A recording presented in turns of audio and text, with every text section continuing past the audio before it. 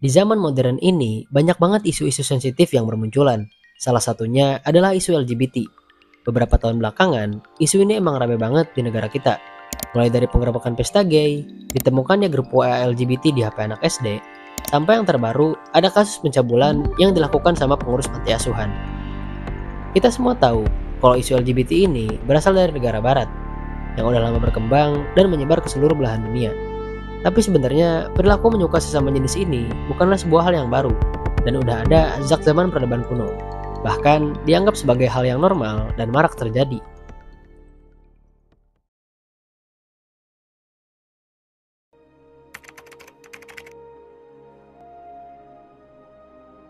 Di Yunani, ada budaya yang namanya pederasti, hubungan antara pria dewasa atau erastes dengan remaja laki-laki atau eromenos. Pederasti dianggap sebagai sarana pendidikan dan pembentukan karakter bagi remaja. Erastes berperan untuk membimbing eromenos dalam hal budaya, filsafat, dan kemampuan bersosial. Tapi nggak cuma hubungan emosional, praktik pederasti ini juga melibatkan hubungan seksual. Perlu kalian ketahui kalau orang-orang Yunani kuno itu lebih mengedepankan peran dibandingkan orientasi seksual. Dan konsep maskulinitas itu masih sangat kental. Jadi hubungan sesama jenis khususnya gay itu boleh-boleh aja dan wajar. Dalam praktik pederasti ini, Erastes itu berperan sebagai yang maskulin, sedangkan Eromenos dapat peran feminin. Ya kasarnya Eromenos itu dipakai lah sama Erastes gitu. Penerapan pederasti juga berbeda-beda di setiap daerahnya. Kalau di Athena, pederasti lebih berfokus kepada aspek intelektual, sedangkan di Sparta lebih berfokus kepada pendidikan militer. Plato, seorang filsuf terkemuka dari Athena, juga memberikan pendapat tentang tindakan pederasti ini. Menurutnya, tindakan pederasti adalah hal yang baik karena sebagai sarana pendidikan karakter bagi remaja. Pria dewasa yang bijak dapat memberikan nilai moral dan karakter kepada Eromenos atau si remaja. Namun, Plato juga mengkritik pederasti ini karena menurutnya, pederasti dapat memberikan efek yang sangat negatif jika tidak diatur dengan benar. Selain pederasti, ada juga cerita mengenai pasukan militer yang isinya itu orang-orang gay semua. Namanya pasukan Cuci Tebes. Pasukan ini berisi 150 pasang penyuka sama jenis yang dibentuk pada tahun 378 sebelum Masehi sama Jenderal Gorgidas. Orang-orang Tebes percaya bahwa pasukan gay ini memiliki semangat juang dan solidaritas yang tinggi. Karena mereka akan berperang bersama dengan kekasihnya, yang otomatis mereka akan berjuang mati-matian dan saling melindungi satu sama lain. Terbukti, pasukan gay ini mampu mengalahkan pasukan Sparta pada perang Leuctra. Padahal yang dilawan Sparta loh. Kota yang terkenal karena kekuatan militernya.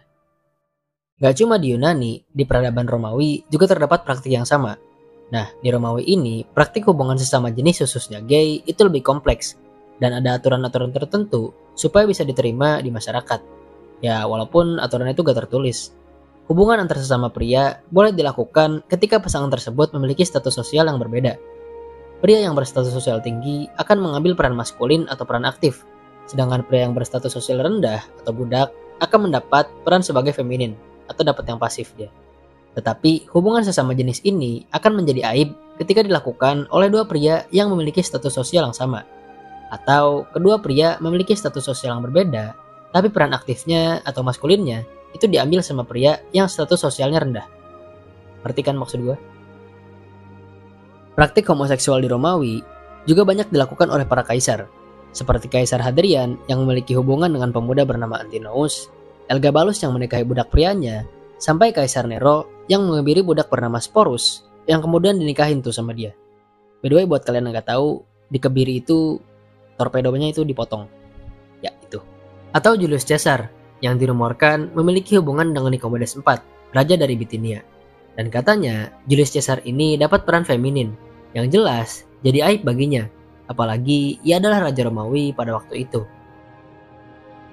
Budaya homoseksualitas di Romawi yang telah berlangsung lama mulai ditinggalkan ketika Kristen mendominasi Romawi pada abad keempat. Setelah Konstantin Agung memilih Kristen sebagai agamanya dan mengeluarkan dekret Milan yang berisi aturan untuk menetapkan toleransi beragama bagi Kristen di Kekaisaran Romawi. Dan seiring berkembangnya Kristen, norma-norma terkait seksualitas pun berubah. Perilaku homoseksual yang tadinya dianggap wajar dan hal yang normal, kini mulai dianggap sebagai dosa dan tindakan yang memalukan.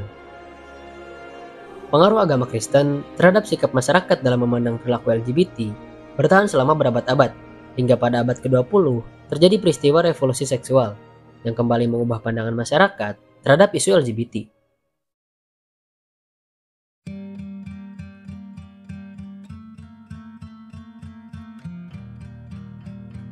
Selama periode Perang Dunia Pertama dan Kedua, terjadi perubahan sosial yang sangat besar di kalangan masyarakat Eropa. Ideologi-ideologi dan paham baru banyak bermunculan. Salah satunya adalah paham liberalisme, yang sangat diminati oleh masyarakat karena menekankan kebebasan bagi setiap individu. Karena paham liberalisme ini juga, gerakan-gerakan sosial banyak bermunculan, seperti gerakan LGBT dan feminisme, yang menjadi salah satu penyebab terjadinya revolusi seksual, yang menuntut kebebasan seksual, ketelanjangan publik, homoseksualitas, dan bentuk alternatif lain dalam hal seksualitas. Media dan para publik figur juga memainkan peran penting pada perkembangan revolusi seksual, seperti Madonna dan David Bowie yang menggabungkan unsur seksualitas dengan musik dan video, atau Hugh Hefner yang mendirikan majalah Playboy dan menentang norma-norma tradisional dalam seksualitas. Salah satu peristiwa yang dianggap menjadi titik balik bagi revolusi seksual adalah kerusuhan Stonewall yang terjadi pada 28 Juni 1969. Stonewall adalah sebuah bar yang terletak di Greenwich Village di New York, Amerika Serikat. Stonewall adalah bar yang mayoritas pengunjungnya itu adalah gay. Kerusuhan ini dipicu ketika para polisi menggerebek dan merazia para pengunjung bar. By the way, di tahun 60-an, polisi di Amerika Serikat itu sering melakukan razia kepada kaum gay. Para pengunjung Stonewall yang gak terima itu melakukan perlawanan dengan melempari batu dan botol bir kepada polisi. Dan kerusuhan ini kemudian berlanjut sampai beberapa hari. Dan setelahnya, perkembangan kaum LGBT semakin pesat hingga saat ini. Kalau di Eropa, ada riset mengenai seberapa toleran atau seberapa LGBT-nya suatu negara. Seperti yang kalian lihat, ini adalah data yang menunjukkan tingkat toleransi di negara-negara Eropa. Semakin hijau warnanya, berarti semakin toleran juga negara itu kepada isu LGBT. Sebaliknya, kalau warnanya semakin merah, itu berarti tingkat toleransi di negara tersebut itu masih rendah. Dan kalau kalian perhatiin, negara-negara yang toleran itu berada di Eropa Barat. Sedangkan di Eropa Timur, mayoritas negaranya itu masih menentang kepada isu LGBT. Kira-kira kenapa ya? Kalau kalian tahu, coba tolong tulis di kolom komentar. Di Asia, cara pandang masyarakat kepada komunitas LGBT itu masih sangat beragam. Negara-negara seperti Jepang, Korea Selatan, dan Thailand termasuk ke dalam negara yang ramah kepada komunitas LGBT.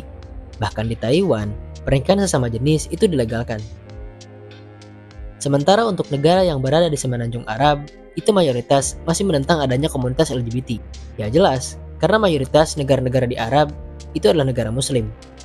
Dan untuk di Indonesia sendiri, pemerintah kita gak banyak speak up mengenai isu LGBT. Tapi, mayoritas masyarakat di negara kita itu menentang adanya praktik LGBT.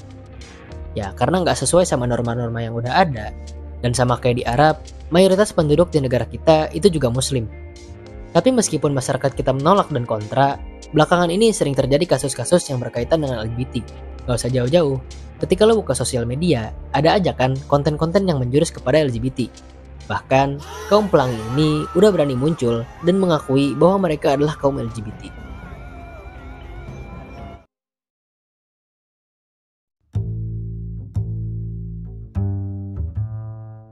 Perilaku LGBT yang belakangan ini marak terjadi, ternyata udah ada sejak zaman peradaban kuno. Ya, walaupun pada zaman itu, belum ada penyebutan resmi dan cara pandang masyarakat itu sangat berbeda dengan cara pandang masyarakat di zaman sekarang. Sedangkan untuk istilah LGBT itu sendiri, baru ada ketika periode revolusi seksual, yang terus berkembang sampai sekarang dan udah mulai masuk ke Indonesia. Dan khusus buat fenomena LGBT di Indonesia, gue akan bahas dengan detail di video selanjutnya. Intinya, perilaku seseorang itu sangat dipengaruhi sama lingkungan di sekitarnya. Seperti peradaban Yunani dan Romawi tadi, di mana tindakan homoseksual dianggap sebagai hal yang normal dan wajar. Yang gak menutup kemungkinan, di masa depan, perilaku LGBT juga bisa dianggap sebagai hal yang normal di Indonesia. Nah, kok bisa? Ya, tunggu aja jawabannya di video selanjutnya. Kalau ada yang kurang atau ada yang salah dari penjelasan gue, coba kalian tulis atau benerin di kolom komentar.